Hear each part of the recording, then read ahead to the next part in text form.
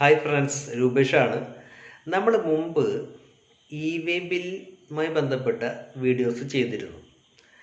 അപ്പോൾ നമ്മളതിൽ പറഞ്ഞിരുന്നു നമ്മൾ ഗുഡ്സ് അല്ലെങ്കിൽ നമ്മുടെ പ്രൊഡക്ട്സ് ഒരു സ്ഥലത്ത് നിന്ന് മറ്റൊരു സ്ഥലത്തേക്ക് ട്രാൻസ്ഫർ ചെയ്യുന്ന സിറ്റുവേഷൻസിൽ, അതായത് നിങ്ങൾ സെയിൽസിന് ശേഷമാവാം, വാട്ട് എവർ മേ ബി, നിങ്ങളങ്ങനെ ട്രാൻസ്ഫർ ചെയ്യുന്ന സിറ്റുവേഷൻസിലാണ് വേ ബിൽ നിർബന്ധമായിട്ടുള്ളത്.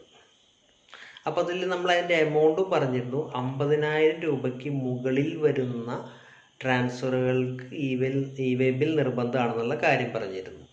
അപ്പോൾ ഇപ്പോൾ വന്ന സംശയം, ഈ 50,000 രൂപ എന്ന് പറയുന്നത്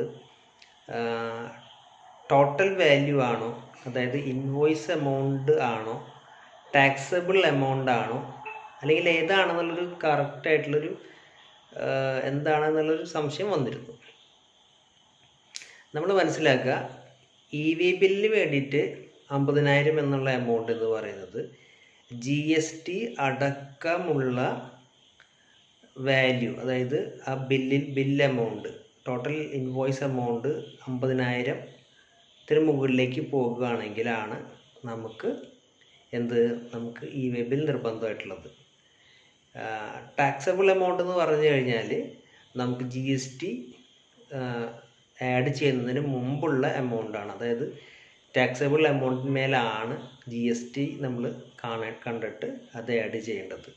അപ്പോൾ ഇവിടെ നമ്മൾ ഇതിൽ പരിഗണിക്കേണ്ടത് GST കൂടി ഉൾപ്പെടെയുള്ള ടോട്ടൽ ഇൻവോയ്സ് വാല്യൂ 50,000 കടത്തിന് മുകളിൽ പോകുകയാണെങ്കിൽ നമുക്ക് വേ ബിൽ നിർബന്ധമായിട്ട് വരുന്നു.